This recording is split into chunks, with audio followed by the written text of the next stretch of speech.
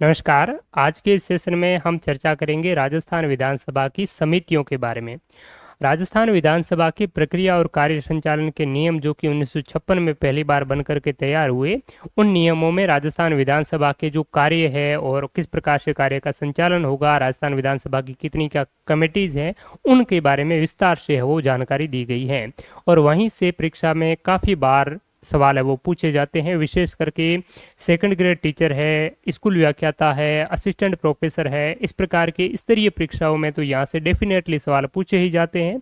इसके अलावा राजस्थान कर्मचारी चयन बोर्ड की भी छोटी मोटी परीक्षाओं में यहाँ से सवाल कभी कभार पूछ लिए जाते हैं। तो इस सेशन में हम चर्चा करेंगे कि राजस्थान विधानसभा में कितनी कुछ समितियाँ हैं, उन समितियों में वर्तमान में उन समितियों के सभापति इत्यादि कौन है, उन समितियों का कार्यकाल कितना होता है, समितियों के जो सभापति है और सभापति के अलावा मैक्सिमम उन समितियों में अलग अलग समितियों में कितने सदस्य अधिकतम होते हैं, यहाँ से भी काफ़ी बार परीक्षा में सवाल पूछे जाते हैं। तो समितियों पर चर्चा करें इससे पहले एक बात आपको ध्यान में रखनी है कि राजस्थान विधानसभा का जो सदन है, इस सदन में जो भी कार्यवाही इत्यादि होती है, जो भी कमेटियां इत्यादि बनती है, उन कमेटियों के बारे में और सदन के जो कार्यवाही है वो कार्यवाही किस प्रकार से चलेगी, उसके क्या नियम होंगे, उसकी क्या प्रक्रिया होगी, वो सारी की सारी जानकारी जो है वो राजस्थान विधानसभा में प्रक्रिया और कार्य संचालन के जो नियम है, ये नियम बना करके उसमें दी गई है। तो एक बार ये सवाल सीधा सीधा पूछ लिया कि राजस्थान विधानसभा में प्रक्रिया और कार्य संचालन के नियम पहली बार कब बन करके तैयार हुए, तो ये पहली बार 1956 में बन करके है वो तैयार हुए। इसमें बहुत बार टाइम टू टाइम है वो अपडेट किया गया और अब तक ये 14 बार है वो संशोधित हो चुके हैं। तो इसका 14वां संस्करण जो है वो 2014 में है वो प्रकाशित हुआ। तो इस बात को आप अच्छे से ध्यान में रखिएगा। अब जो सदन का जो कार्य होता है, वो सदन का कार्य किसकी सिफारिश के आधार पर है वो आपका किया जाता है। तो सदन का कार्य कार्य सलाहकार समिति, बिजनेस एडवाइजरी जो कमेटी होती है, उसकी सिफारिश पर दैनिक दिन प्रतिदिन का जो कार्य है वो आपका तय किया जाता है, किस प्रकार से सदन की गतिविधियां इत्यादि चलेगी। और ये जो कार्य सलाहकार समिति है, इनके जो सभापति है, इनके जो अध्यक्ष है, वो राजस्थान विधानसभा के स्पीकर जो वर्तमान में वासुदेव देवनानी जी हैं, ये स्पीकर इसके एक्स ऑफिसो चेयरपर्सन होते हैं, पदेन सभापति होते हैं, ये भी आप ध्यान में रखिएगा। अब राजस्थान विधानसभा में कमेटीज कितनी होती हैं और उन कमेटियों का वर्गीकरण किस प्रकार से किया गया है। तो राजस्थान विधानसभा में मेनली जो कमेटीज होती है उनको दो भागों में, दो कैटेगरी में है वो कैटेगराइज किया गया है। एक तो स्थायी समिति जिसको इंग्लिश में स्टैंडिंग कमेटी कहा जाता है, और दूसरी तदर्थ समिति जिसको एडहॉक कमेटी कहते हैं। स्थायी जो कमेटीज होती है उसका जो कार्यकाल होता है वो अधिकतम ज्यादातर समितियों का 1 वर्ष का होता है। तो वो आपकी क्या होती है, स्थायी होती है। और ये जो समितियां होती है ये आपकी फिक्स होती है। जिन विषयों के लिए विधानसभा की प्रक्रिया और कार्य संचालन के नियमों में समितियों का जिक्र किया गया है, तो जितनी समितियां 22 समितियां स्टैंडिंग कमेटी है, 22 कुल स्थायी समितियां हैं, तो वो स्थायी समिति आपकी जितनी उसमें नियमों में उल्लेखित की है उतनी ही रहती है, ठीक है। लेकिन जो तदर्थ समिति है, एडहॉक कमेटीज हैं, वो टाइम टू टाइम उन समितियों का अगर आवश्यकता होती है तो समितियों का है वो विशेष आवश्यकता होने पर समितियों का गठन है वो किया जा सकता है, और जब प्रयोजन पूरा हो जाता है तो वो समिति डिस्टर्ब भंग है वो कर ली जाती है, ठीक है। तो मोटे तौर पर समितियों का जो वर्गीकरण है वो दो भागों में किया गया है, एक तो कैसी स्थायी समिति और एक तदर्थ समिति, ठीक बात है। अब राजस्थान विधानसभा में कुल कितनी स्टैंडिंग कमेटी है, स्थायी समिति कितनी है, यहाँ से भी सवाल है वो एक बार पूछ लिया। तो ध्यान में रखना, राजस्थान विधानसभा में 22 स्टैंडिंग कमेटीज हैं, 22 स्थायी समितियां हैं। तो राजस्थान विधानसभा में स्थायी समितियों की संख्या कितनी है, 22 स्थायी समितियां हैं, और जिसमें से 4 कैसी है, फाइनेंस कमेटीज है, वित्तीय समितियां हैं। तो 4 वित्तीय समितियां हो गई, और बाकी अन्य विषयों से संबंधित कितनी, 18। तो राजस्थान विधानसभा में टोटल जो समितियां हैं, स्थायी समितियां 18 प्लस 4 तो कैसी है, ये तो आपकी वित्तीय समितियां हैं। ये कैसी है, अन्य विषयों से संबंधित समितियां हैं, जिसका वित्त से कोई लेना देना, फाइनेंस से कोई लेना देना नहीं है, ठीक बात है। अब ये जो 4 वित्तीय समितियां हैं ये कौन कौन सी है, ये भी सवाल पूछ लिया जाता है परीक्षा में कि निम्न में से कौन सी राजस्थान विधानसभा की वित्तीय समिति नहीं है। और सारी की सारी जो वित्तीय समितियां है वो कैसी है, स्थायी समिति है, स्टैंडिंग कमेटी तो है ही है। तो वित्तीय समिति में एक तो क्या है, जन लेखा कमेटी, पब्लिक अकाउंट कमेटी, तो ये कैसी है? वित्तीय समिति है, यानी कि अकाउंट का लेखा जोखा जो है वो इसमें किया जाता है। इसमें मेनली काम क्या होता है इसका कि केग जो होता है नियंत्रक और महालेखा परीक्षक होता है, वो विभिन्न विभागों से संबंधित लेखाओं का जो है संपूर्ण जो जानकारी है वो आपकी ऑडिट करके है वो प्रस्तुत की जाती है सरकार को। उसके बाद में उस अकाउंट में अगर किसी विभाग में कोई किसी भी प्रकार की कोई गड़बड़ी हुई है, लेखाओं के अकाउंट से संबंधित कोई गड़बड़ी है, किसी भी प्रकार की अनियमितता है, तो उसका उस जो सचिव है, विभागीय सचिव है, उस सचिव को लेकर के है वो इसमें क्या किया जाता है? जांच है वो की जाती है। दूसरी बात करें तो सार्वजनिक उपक्रम समिति, पब्लिक अंडरटेकिंग कमेटी है, ये भी कैसी है? वित्तीय समिति है। और पब्लिक अंडरटेकिंग कमेटी सार्वजनिक उपक्रम जितने भी है, जैसे दी गंगानगर शुगर मिल है, इसके अलावा बहुत सारे जो हिंदुस्तान जिंक लिमिटेड है, इस प्रकार के जो पब्लिक कंपनीज हैं, ठीक है, जिसमें राज्य सरकार की हिस्सेदारी मैक्सिमम है, तो इस प्रकार की राज्य सरकार के जितने भी उपक्रम हैं उसमें किसी भी प्रकार की लेखाओं के संबंध में कोई गड़बड़ी ना हुई है, तो उनकी पूरी की पूरी जो जांच पड़ताल इत्यादि करने का कार्य सार्वजनिक उपक्रम समिति करती हैं। और दो होती है प्राकलन समिति, एक प्राकलन समिति ए और एक प्राकलन समिति बी। इसका मेन काम होता है, नाम ही क्या है? प्राकलन, एस्टीमेट, यानी कि एस्टीमेट लगाना किसी भी प्रकार का सरकार में ज़्यादा से ज़्यादा क्या ना हो, जो फिजूल खर्ची ना हो, तो ज़्यादा से ज़्यादा किस प्रकार से मितव्ययता की जा सके, तो इस प्रकार से जो है एस्टीमेट लगाना और बजट इत्यादि बनता है। तो उससे पूर्व भी एस्टीमेट जो कमेटी है वो एक बड़ा सा आकलन करके वो सरकार को देती है कि ये चीज़ें आप करेंगे, इस प्रकार से आगे की जो योजनाएं हैं, नीतियों का निर्माण करेंगे, तो है वो जो आपका एक्सपेंडिचर है वो आपका कम होगा, ज़्यादा मितव्ययता है वो आपकी नहीं होगी, ठीक है, ज़्यादा फिजूल खर्ची नहीं होगी, यानी कि मितव्ययिता ज़्यादा होगी। तो ये आपकी चार प्रकार की कैसी है? वित्तीय समितियां हैं। ये जो फिनेंस कमेटी है, वित्तीय समितियां है, इनमें सदस्यों की संख्या अधिकतम कितनी होती है? तो इन प्रत्येक समिति में 15 सदस्य होते हैं। अधिकतम कितने सदस्य हो सकते हैं? 15 सदस्य। तो ये भी बहुत बार पूछा जाता है कि निम्न में से कौन सी समिति में कितने सदस्य हैं? तो ये जो जन लेखा समिति है, पहली बात तो है आपको ये चार स्थायी समितियां हैं।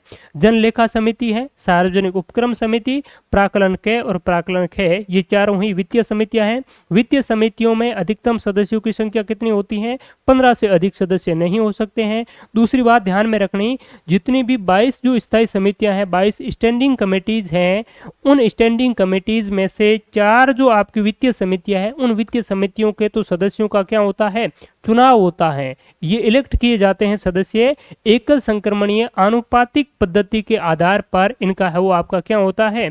चुनाव होता है। वित्तीय समितियों का तो क्या आपका आनुपातिक प्रतिनिधित्व के आधार पर, एकल संक्रमणीय मत पद्धति के आधार पर इसका है वो चुनाव किया जाता है।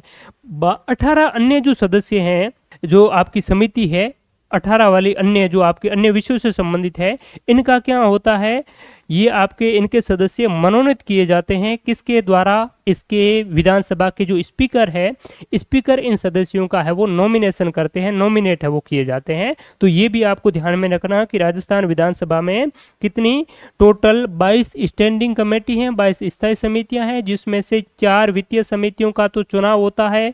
किस पद्धति के आधार पर? तो आनुपातिक प्रतिनिधित्व के एकल संक्रमणीय मत पद्धति के आधार पर इनका चुनाव किया जाता है। और बाकी वाली जो विषयों से संबंधित जो समिति है वो अध्यक्ष के द्वारा है वो नामित की जाती है।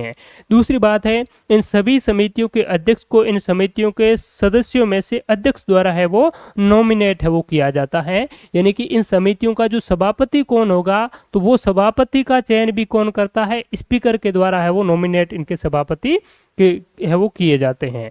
अब इन समितियों का जो गठन होता है, वो जो सदस्य हैं वो कौन से होते हैं? क्या सत्ताधारी दल के सदस्य होते हैं या फिर दूसरे विधायक भी हो सकते हैं? तो ध्यान में रखना, जितनी भी कमेटीज हैं, चाहे फाइनेंस कमेटी हो या फिर कोई भी एडो कमेटी हो या कोई स्टैंडिंग कमेटी हो, जितनी भी जो कमेटीज होती है, उनके जो सदस्य होते हैं वो आपके सत्ताधारी और विपक्ष दोनों के सदस्य है वो हो सकते हैं। यानी कि कांग्रेस के, बीजेपी के या आरएलपी के किसी भी दल के सदस्य जो है, किसी भी दल का विधायक है, वो इन समितियों का सदस्य हो सकता है, इन समितियों का अध्यक्ष भी हो सकता है। लेकिन ध्यान में रखना, इस समितियों में से किसी भी समिति में आपका कोई भी अगर मंत्री है, तो वो मंत्री इन समितियों का क्या नहीं हो सकता है?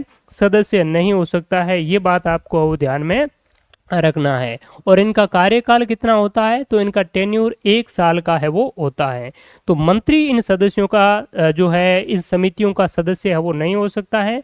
अगर कोई पहले कमेटी बना ली और उस कमेटी में कोई सदस्य था और उस सदस्य को बाद में मंत्री बना लिया, तो जैसे ही वो मंत्री बन गया उसके बाद में उस कमेटी से उसकी सदस्यता है वो वैसे ही समाप्त हो जाती है, जैसे ही वो क्या बन जाता है, मंत्री बन जाता है। तो ये बात भी आपको हो ध्यान में रखना। लेकिन एक अपवाद किसमें है, अपवाद है आपका प्रवर समिति में, और एक जो है वो आपका सामान्य प्रयोजन जो समिति है उसमें एक विशेष रूप से अपवाद है कि सामान्य प्रयोजन समिति है उसमें राजस्थान का जो मुख्यमंत्री है वो भी उनका सदस्य है। ठीक है, तो सामान्य प्रयोजन समिति में आपका आगे हम चर्चा करेंगे कि सामान्य प्रयोजन समिति के सभापति इत्यादि कौन है।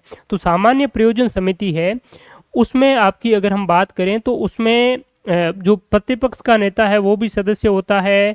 जितने भी बाकी वाली जितने भी जो कमेटीज होती है उन कमेटीज के जितने भी जो सभापति है वो सारे के सारे सामान्य प्रयोजन समिति के क्या होते हैं, सदस्य होते हैं। स्पीकर उनका पदेन सभापति होता है, डेप्यूटी स्पीकर है तो वो भी सदस्य होता है। इसके अलावा जो जितने भी राजस्थान विधानसभा के अंतर्गत जितने भी जो आपके पार्टीज है, दल है, मान्यता प्राप्त दल, उन दल के जो नेता है उनको भी जो सामान्य प्रयोजन समिति में क्या बनाया जा सकता है, मेंबर उसका बनाया जा सकता है। और अध्यक्ष चाहे तो और भी सदस्यों को नॉमिनेट है वो उसमें कर सकते हैं।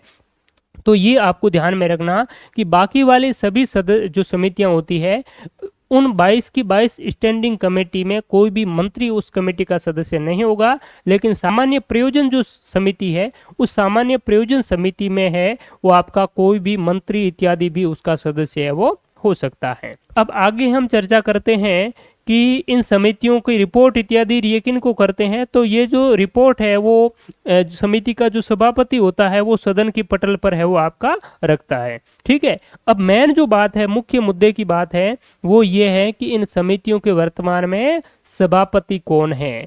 दूसरी बात है इन समितियों में अधिकतम कितने सदस्य हो सकते हैं। तीसरी बात है इन समितियों की गणपूर्ति कितनी होती है। तो एक कोरम का भी आप ध्यान में रख लीजिए। इन समितियों की गणपूर्ति होती है 1/3। कार्यकाल कितना होता है, तो सामान्यतया लगभग सभी समितियों का कार्यकाल स्थायी समितियों का अधिकतम 1 वर्ष होता है। ठीक है, सदस्य कितने होते हैं अधिकतम, तो अधिकतम सदस्यों में वित्तीय समितियां हैं उनमें तो सारों में कितने होते हैं, 15 सदस्य होते हैं मैक्सिमम। बाकी वालों में भी अधिकतर जो समितियां होती है उनमें 15 सदस्य होते हैं। लेकिन एक दो जो समितियां हैं वो उनका अपवाद है, वो भी हम चर्चा कर लेंगे। तो देखिए वित्तीय समितियां हैं, वित्तीय समितियां कितनी है, 4 है, जिसमें प्राक्कलन समिति के जो सभापति है वर्तमान में वो कौन है, श्री अर्जुन लाल जिनकर। प्राक्कलन के कौन है, अर्जुन लाल जिनकर। प्राक्कलन ख के कौन है, तो प्राक्कलन ख के सभापति श्री बाबू सिंह राठौड़ साहब हैं। ठीक है, इसके अलावा जन लेखा पब्लिक अकाउंट जो कमेटी है इसके सभापति टीकाराम जूली, और ये कौन है वर्तमान में, LOP लीडर ऑफ ऑपोजिशन यानी कि नेता प्रतिपक्ष टीकाराम जूली हैं। और सामान्यतया जो आपकी ये समिति होती है, पब्लिक अकाउंट कमेटी होती है, उनके चेयरपर्सन जो है वो आपके नेता प्रतिपक्ष ही होते हैं। ठीक है, तो लोक लेखा समिति के श्री टीकाराम जूली हैं। पब्लिक अंडरटेकिंग कमेटी है सार्वजनिक उपक्रम समिति के श्री कालीचरण सराफ, और कालीचरण सराफ जो है ये राजस्थान की 16वीं विधानसभा के प्रोटेम स्पीकर है वो रह चुके थे। ठीक है, तो ये 4 आपके क्या है, वित्तीय समितियां हैं। प्राक्कलन ए अर्जुन लाल जिनकर, ए फॉर अर्जुन। ठीक है, तो ए से ही अर्जुन, बी फॉर बाबूलाल बाबू सिंह राठौड़ है। इसके अलावा पब्लिक अकाउंट कमेटी, अकाउंट लेखा किन के पास में है, लेखा टीकाराम जी पालीवाल के पास में है। ठीक है, और सार्वजनिक उपक्रम जो है वो कालीचरण सर्राफ जी के पास में है। ये काफी जो है आयु में भी काफी वरिष्ठ है। ठीक है, इसलिए सार्वजनिक उपक्रम जो है वो इनको है वो दे दिया गया है। अब बात करते हैं इन वित्तीय समितियों के अलावा अन्य स्थायी समितियों की। तो वित्तीय समितियां 4 है, इनका चुनाव होता है। बाकी वाली स्थायी समितियां हैं 18। इन बाकी वाले वित्तीय भी स्थायी समितियां हैं, लेकिन वित्तीय समितियों के सदस्यों का चुनाव किया जाता है एकल संक्रमणीय आनुपातिक मध्य पद्धति के आधार पर, और बाकी वाले सदस्यों के जो सदस्य हैं उन सदस्यों का वो नॉमिनेशन किया जाता है, और उनमें जितने जो सदस्य होते हैं उन्हीं सदस्यों में से किसी एक सदस्य को अध्यक्ष के रूप में वो स्पीकर के द्वारा नॉमिनेट कर लिया जाता है। ठीक है। अन्य जो स्थायी समितियां हैं, स्टैंडिंग कमेटी है, वो कितनी है? 18 है। और इन समितियों के वर्तमान में सभापति देखिए, एक तो कार्य सलाहकार समिति, हमने देखा कि राजस्थान विधानसभा में जो कार्य किस प्रकार से होगा, सदन का कार्यवाही, उनको कौन तय करता है? तो वो करते हैं कार्य सलाहकार समिति के आधार पर होता है। और कार्य सलाहकार समिति के सभापति, पदेन सभापति होते हैं राजस्थान विधानसभा के स्पीकर, जो वर्तमान में वासुदेव देवनानी जी हैं। ठीक है। तो कार्य सलाहकार समिति वासुदेव देवनानी, इनमें सदस्यों की संख्या स्पीकर सहित 15 सदस्य मैक्सिमम हो सकते हैं। एक है सामान्य प्रयोजन समिति, जनरल जो आपकी पर्पज कमेटी है, तो इसमें भी जो पदेन सभापति है वो आपके स्पीकर ही होती है वासुदेव देवनानी। और सामान्य प्रयोजन, इस समिति में आपके अधिकतम सदस्य जो है वो आपके निश्चित नहीं है। अधिकतम सदस्य कितने भी हो सकते हैं, ऐसी कोई बात प्रक्रिया और कार्य संचालन के नियमों में उल्लेखित नहीं की गई है। इस समिति की बात करें तो इस समिति में मंत्री इत्यादि को भी है वो सदस्य बनाया जाता है। राजस्थान के मुख्यमंत्री भजनलाल शर्मा जी भी इस समिति के सदस्य हैं। और वर्तमान में इस समिति के जो सदस्य हैं वो कितने हैं? तो वर्तमान में इस समिति में 17 सदस्य हैं सभापति सहित। ठीक है। और इसमें मैंने आपको बताया कि इसमें आपके स्पीकर होते हैं, डेप्यूटी स्पीकर भी हो सकते हैं। इसके अलावा जितने भी जो आपके राजस्थान विधानसभा में मान्यता प्राप्त जो दल है, ग्रुप है, उनके जो लीडर है वो भी इसके सदस्य है वो हो सकते हैं। और बाकी वाली जितने भी स्टैंडिंग कमेटीज हैं, उन कमेटीज के जो सभापति होते हैं वो सारे के सारे सभापति इसके भी क्या होंगे? सदस्य है वो होते हैं। ठीक है। तो ये बात आपको ध्यान में रखनी है जनरल पर्पज कमेटी के बारे में। नियम समिति, राजस्थान विधानसभा में क्या किस प्रकार से नियम होंगे और प्रक्रिया और कार्य संचालन के जो नियम है, इस नियमावली में भी किसी भी प्रकार का कोई संशोधन है, डिलीटेशन है इत्यादि, ये जो कार्य है वो नियम समिति के द्वारा किया जाता है। और इसके भी पदेन सभापति वासुदेव देवनानी होते हैं। तो नियम बनाना हो, इसके अलावा सदन की कार्यवाही किस प्रकार से संचालित करनी हो, उसकी वो कौन करता है? वो तो सभापति ही करेंगे। तो कार्य सलाहकार समिति, नियम समिति और सामान्य प्रयोजन समिति, इनके जो सभापति होते हैं, इनके जो चेयरपर्सन होते हैं वो एक्स ऑफिसो चेयरपर्सन होते हैं, स्पीकर ही होते हैं। ये बात आपको ध्यान में रखना। सामान्य प्रयोजन, कार्य सलाहकार समिति और नियम समिति, ठीक बात है। और इन तीनों ही समितियों में मैक्सिमम सदस्य सभापति सहित कितने हो सकते हैं? 15 सदस्य है वो हो सकते हैं। आगे है अधीनस्थ विधान संबंधी समिति। तो अधीनस्थ विधान संबंधी समिति के वर्तमान में सभापति है श्री केसाराम चौधरी, इसमें भी 15 सदस्य होता है। और अधीनस्थ विधान संबंधी समिति क्या करती है कि राजस्थान विधानसभा में जो बिल इत्यादि जो पास हो रहे हैं या कोई भी आपके विधान विषयक जो गतिविधियां हो रही है, तो वो जो है वो संविधान के अनुरूप और विधानसभा की प्रक्रियाओं के अनुरूप चल रहे हैं या नहीं चल रहे हैं, क्या इलीगल तो उसमें कोई गतिविधियां नहीं हो रही है, तो उसकी जांच पड़ताल है वो आपके कौन कर रहे हैं? वर्तमान में केसाराम जी कर रहे हैं। तो अधीनस्थ विधान संबंधी समिति जो है उसके सभापति केसाराम जी। विशेषाधिकार समिति के भी केसाराम चौधरी हैं। विशेषाधिकार, राजस्थान विधानसभा के जो सदस्य होते हैं उनको भारतीय संविधान में कुछ प्रिविलेजेस हैं, विशेषाधिकार दिए गए हैं। विधानसभा में कोई भी सदस्य कुछ भी बोल सकता है, उसको कहीं भी न्यायालय में चुनौती है वो नहीं दी जाएगी। इस प्रकार से बहुत सारे उनके विशेषाधिकार हैं। ठीक है। तो ये जो विशेषाधिकार है उनका सदस्य दुरुपयोग तो नहीं कर रहे हैं, तो वो चीज जांच पड़ताल कौन करते हैं? केसाराम चौधरी जी करते हैं। तो ये विशेषाधिकार समिति का मेनली ये काम होता है। इसमें भी 15 सदस्य होते हैं।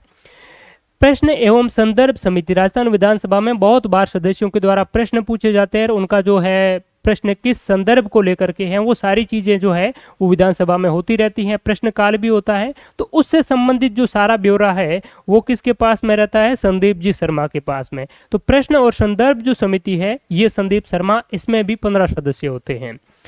गृह समिति, हाउस कमेटी जो है ये जितेंद्र कुमार गोठवाल है। ठीक है, जितेंद्र जी है वो हाउस कमेटी के चेयरपर्सन है। और हाउस कमेटी का क्या कार्य है? घर का, घर कौन सा? विधानसभा के 200 जो सदस्य हैं उनका आवास कहाँ पर होगा, उनको खाने पीने की, रहने की इत्यादि जो सुविधा है उसमें कोई किसी भी प्रकार की कोई तकलीफ हो, परेशानी हो, या उनको घर का अलोकेशन नहीं हो रहा है, तो वो सारा जिम्मेदारी जो है वो गृह समिति के पास में है, हाउस कमेटी के पास में है। ठीक है, तो आवास के लिए सारे विधायक है वो जितेंद्र कुमार जी से मिलते हैं। तो गृह समिति जितेंद्र कुमार गोठवाल। स्थानीय निकायों और पंचायत राज संस्थाओं पर समिति, लोकल बॉडीज, आपके शहरी स्थानीय सुशासन, ग्रामीण स्थानीय सुशासन, तो इस पर जो आपके फंड इनको वो दिया जाता है, वित्त आयोग, जो केंद्रीय वित्त आयोग है, राजस्थान वित्त आयोग है, इनके सिफारिश के आधार पर इनको जो धनराशि इत्यादि दी जाती है वो सही से खर्च हो पा रही है या कुछ गड़बड़ियां नहीं है, तो वो सारा का सारा लोकल बॉडीज पर जो गतिविधियां इत्यादि हो रही है उस पर जो कार्यवाही है, ध्यान इत्यादि रखने का कार्य है, वो भी कौन करते हैं? जितेंद्र कुमार गोठवाल। तो जितेंद्र कुमार गोठवाल के पास में मेनली दो काम है। एक तो है विधानसभा के सदस्यों की गृह समिति, यानी कि विधानसभा के सदस्यों को घर इत्यादि अलॉट करवाना। दूसरा है हमारी जो लोकल बॉडीज हैं उन लोकल बॉडीज का भी ध्यान रखना। ठीक बात है।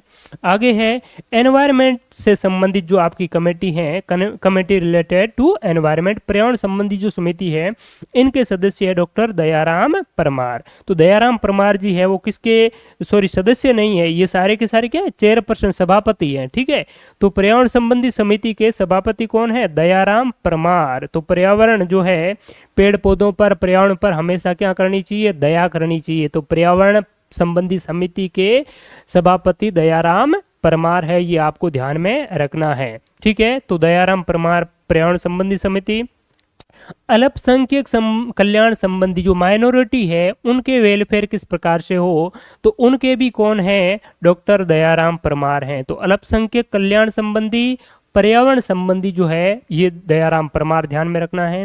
इसके अलावा पिछड़े वर्ग जो है, ओबीसी है, बैकवर्ड क्लास है, उनके वेलफेयर संबंधी है वो श्री नरेंद्र बुडानिया, चूरू के तारानगर विधानसभा के विधायक नरेंद्र बुडानिया जी जो है वो पिछड़ा वर्ग कल्याण संबंधी समिति के वर्तमान में सभापति है। राजेंद्र जी राठौड़ जो मंत्री होते बड़े कैबिनेट के, तो उनको हरा करके ये आपके आए हैं, कांग्रेस के हैं। ठीक है, तो ये नरेंद्र जी बुडानिया ओबीसी कल्याण समिति के वो सभापति है। तो ये आप समझ पा रहे हैं, इन समितियों के सभापति भी सत्ता पक्ष के अलावा अन्य पार्टी से भी आपके इनके सभापति और सदस्य है वो हो सकते हैं।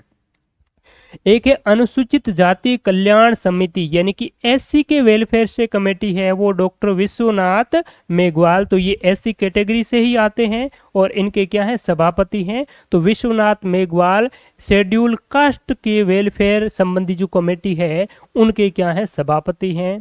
अब बात कर लेते हैं अनुसूचित जनजाति शेड्यूल ट्राइब्स वेलफेयर कमेटी जो है, इसके सभापति है फूल सिंह जी मीणा। और काफी बार इनको आप जब स्पीकर नहीं होते हैं विधानसभा में, तब ये स्पीकर की गद्दी पर बैठ करके उनके जो कार्यवाही इत्यादि का भी संचालन करवाते हैं। ठीक है, तो फूल सिंह मीणा जी है वो एसटी के वेलफेयर से संबंधित कमेटी है, उनके क्या है? सभापति है, ध्यान में रखिए।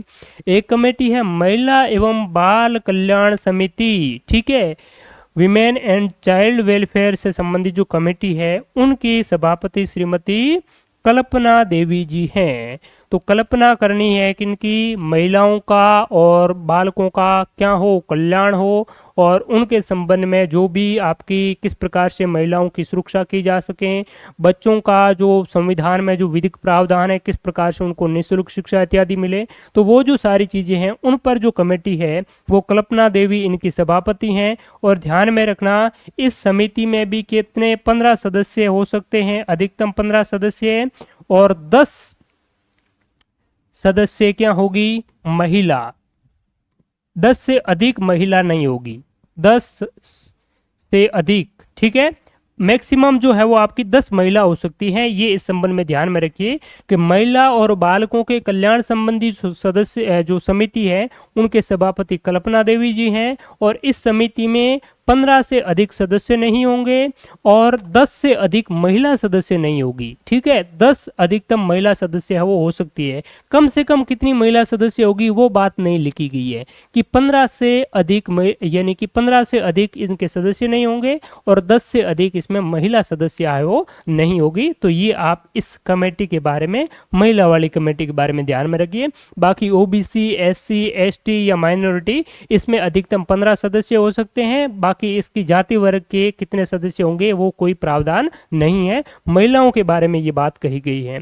एक है आपकी सदाचार समिति, इथिक कमेटी, यानी कि विधानसभा का एक जो होते हैं, क्या होता है इसमें सदाचार आपको रखना होता है। कोई भी चीजें है वो उल जुलूल आप वहां पर ना बोले, सारी चीजों का वो ध्यान में रखें। तो इस प्रकार से सदाचार इथिकल जो कमेटी है उनके जो आपके चेयरपर्सन है वो श्री कैलाश चंद्र वर्मा हैं और इस समिति में 9 सदस्य होते हैं, ये ध्यान में रखना। सभापति सहित कितने सदस्य? 9 सदस्य। तो ये बाकी वाली जितनी भी है ये एक से लगा करके हमने देखी, मैंने बताया जनरल पर्पज कमेटी है। उस जनरल पर्पज जो कमेटी है, सामान्य प्रयोजन समिति में अधिकतम सदस्यों की कोई संख्या नहीं दी गई है, कितने होंगे वो चीज नहीं बताई गई है। बाकी वालों में मैंने बता दिया कितनी है। सभी वित्तीय समितियों में 15 से अधिक सदस्य नहीं हो सकते हैं। इसमें ऊपर तक जितनी समितियां हैं उसमें भी 15 से अधिक जो सदस्य है वो अधिकतम नहीं हो सकते हैं। ठीक है, महिला के कल्याण से संबंधित भी 15 से अधिक नहीं हो सकते, लेकिन उसमें 10 से अधिक महिला भी नहीं हो सकती है। ठीक है, लेकिन जो सदाचार समिति है उसमें 9 से अधिक सदस्य नहीं होंगे। तो सदाचार कमेटी है इसमें अधिकतम सदस्य कितने हैं? 9 होंगे। याचिका समिति जो है आपकी पिटीशन कमेटी, तो ये कैलाश चंद्र वर्मा जो है वो सदाचार समिति और याचिका समिति इन दोनों के है वो सभापति है। कौन? कैलाश चंद्र वर्मा जी। ठीक है, और याचिका समिति में सदस्य है वो 15 से अधिक नहीं होंगे, लेकिन इस सदाचार समिति में अधिकतम 9 सदस्य हो सकते हैं। एक है सरकारी आश्वासनों पर समिति। ठीक है, ये है आपके हरि सिंह जी रावत। यानी कि सरकारी आश्वासन क्या कहते हैं, बहुत सारे जो मंत्री है, मुख्यमंत्री है, वो जब कोई दूसरा विपक्ष का है या अपने ही दल का कोई भी जो सवाल है वो सदन में पूछते हैं, तो सवाल के उत्तर में बहुत सारे जो मंत्री है वो क्या देते हैं? आश्वासन देते रहते हैं। ठीक है, अब वो आश्वासन दिया है कि ये काम कब तक होगा या नहीं होगा, वो सारा जो आश्वासन दिया जा रहा है तो वो उस आश्वासन की क्रियान्विति हो पा रही है या नहीं हो पा रही है, तो वो चीज जो है वो ये सरकारी आश्वासनों पर समिति है उनको मॉनिटरिंग करती है कि ये मंत्री है वो बोलकर तो गया है लेकिन ये काम इन्होंने जितना बोला उस स्थिति को पूरा हुआ है या नहीं हुआ है। तो वो सरकारी आश्वासनों पर जो समिति है वो इस प्रकार का कार्य है वो देखती है। और हरि सिंह जी रावत जो है वो आपका क्या है? इस कमेटी के चेयरपर्सन है। तो आश्वासन दिया है उनका फैसला हरि करेगा। ठीक है, हरि करे सो खरी। तो सरकारी आश्वासनों पर समिति हरि सिंह जी। लाइब्रेरी, राजस्थान विधानसभा में एक लाइब्रेरी भी है, बहुत बड़ी लाइब्रेरी। उस लाइब्रेरी से संबंधित जो भी कार्य प्रणाली है, जो भी उसमें मॉनिटरिंग है, वो किसके पास में रहेगी? लाइब्रेरी कमेटी के पास में, पुस्तकालय समिति। और ये भी आपके हरि सिंह जी रावत है वो लाइब्रेरी कमेटी के क्या है? चेयरपर्सन है। तो हरि सिंह जी रावत एक तो आपके लाइब्रेरी कमेटी है और एक सरकारी आश्वासन। सरकारी आश्वासन समिति में 15 सदस्य होंगे, लेकिन लाइब्रेरी कमेटी में जो है वो आपके क्या है? 10 सदस्य, सभापति सहित जो है वो इसके 10 सदस्य होंगे। ये आपको ध्यान में रखना है लाइब्रेरी कमेटी में। इसके अलावा बात कर लेते हैं एक अंतिम जो है, ये तो अंतिम हो ही गई वैसे। ठीक है, तो ये अच्छी तरीके से ध्यान में रखिए। राजस्थान विधानसभा में टोटल 22 स्टैंडिंग कमेटी है, 4 फाइनेंस कमेटी है जिनका क्या होता है?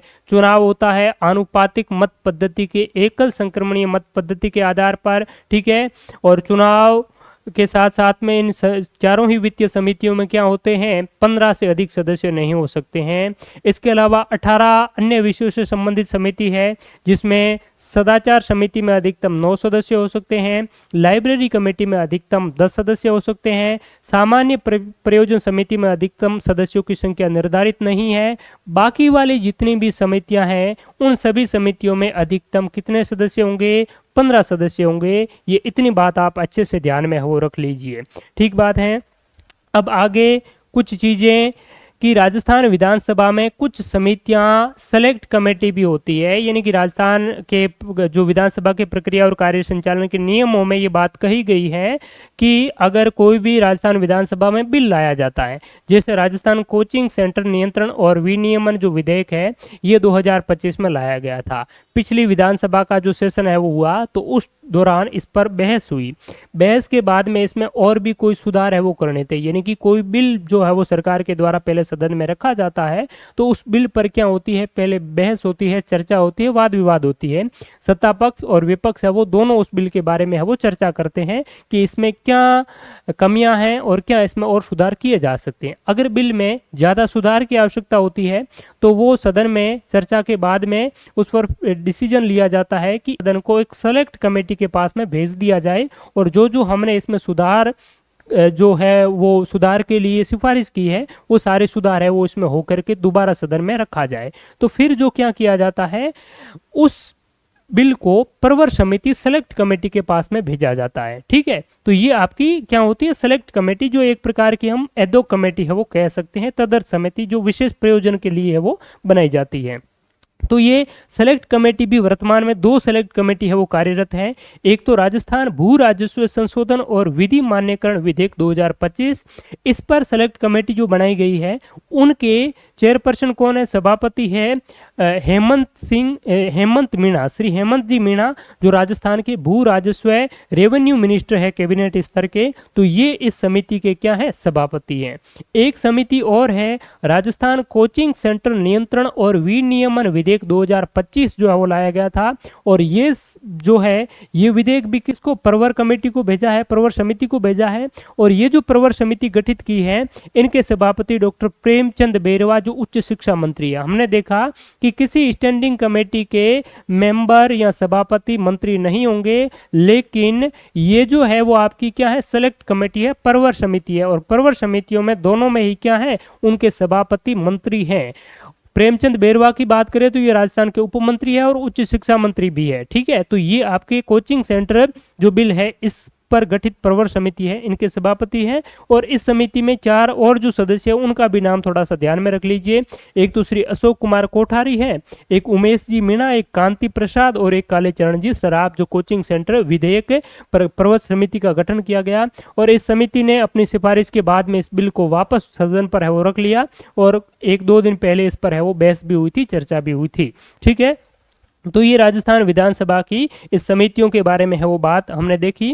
दूसरी, राजस्थान विधानसभा के सदस्यों को क्या विशेष अधिकार मिलते हैं, क्या प्रिविलेज मिलते हैं, वो चीज़ है वो यहाँ पर दी गई है, तो इसको आप शॉर्ट में देख सकते हैं। इसके अलावा राजस्थान विधानसभा में एक जो महत्वपूर्ण बात है वो मैं आपको बता देता हूँ। एक मैंने किसी पेपर में देखा था, कोई लेक्चरर का पेपर था, उसमें एक बार पूछ लिया, हमने देखा कि जो एस्टिमेट कमेटी है प्राकलन क और प्राकलन ख, तो प्राकलन क कमेटी है उन कमेटी के नियंत्रण में कौन कौन से राजस्थान के डिपार्टमेंट आते हैं, तो ये जो 30 विभाग हैं ये प्राकलन कमेटी जो क है इसके नियंत्रण अधीन है वो आते हैं, ये 30 डिपार्टमेंट। ठीक है, यानी कि ज्यादातर शिक्षा वाला जो सारा मामला है इसके अंतर्गत आता है, पंचायती राज इत्यादि। और प्राकलन ख समिति है, इसके नियंत्रण में राजस्थान के ये 27 विभाग है, ये प्राकलन समिति ख के अंतर्गत आते हैं। तो आपसे सवाल पूछा जा सकता है कि कौन सा विभाग प्राकलन समिति के नियंत्रणाधीन नहीं है, तो ये समिति ख के नियंत्रणाधीन है, क के नहीं है, ये आपको ध्यान में रखना। कुछ राजस्थान में हमने देखा कि जो वित्तीय समिति है, राजकीय उपक्रम समिति, सार्वजनिक उपक्रम समिति, तो राजकीय उपक्रम समिति के तहत कितने जो पब्लिक के जो आपके अंडरटेकिंग है वो आप देखिए ये 22 है, और कुछ और भी इसमें लिस्ट है, इसमें टोटल 39 जो पब्लिक अंडरटेकिंग की जो लिस्ट है वो आपकी दी गई है, कितनी है, 39 है। तो ये भी आप वो ध्यान में रख सकते हैं कि राजस्थान विधानसभा की प्रक्रिया और कार्य संचालन के नियमों के अनुसार बताएं कि सार्वजनिक उपक्रम समिति के अंतर्गत कितने सार्वजनिक उपक्रमों को है वो सूचीबद्ध किया गया है, तो इसमें 39 जो पब्लिक अंडरटेकिंग जो है वो आपके रखे गए हैं। ठीक है, तो ये चीज़ें हमने एक शॉर्ट में है वो चर्चा करने का डिस्कस करने का वो प्रयास किया, और उम्मीद करूंगा कि आगामी सभी कॉम्पिटिटिव एग्जाम में राजस्थान विधानसभा की समितियों से कहीं भी सवाल आपसे पूछा जाएगा तो ये चीज़ है वो मैं आपके लिए है वो पर्याप्त समझूंगा।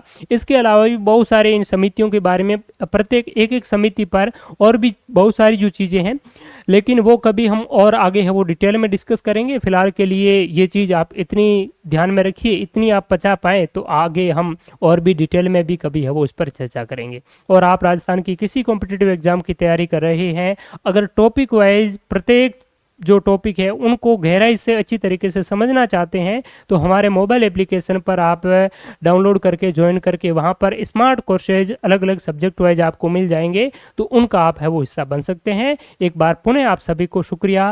मोबाइल एप्लीकेशन की लिंक हमारे इस वीडियो के डिस्क्रिप्शन में आपको मिल जाएगी, और ये QR कोड स्कैन करके भी आप उसका हिस्सा बन सकते हैं। ठीक बात है, तो थैंक यू सो मच, बहुत बहुत धन्यवाद, शुक्रिया। और अपना रिव्यू इस कमेंट सेक्शन में ज़रूर लिखिए कि आपको ये सेशन कैसा लगा। Thank you so much again. जय हिंद।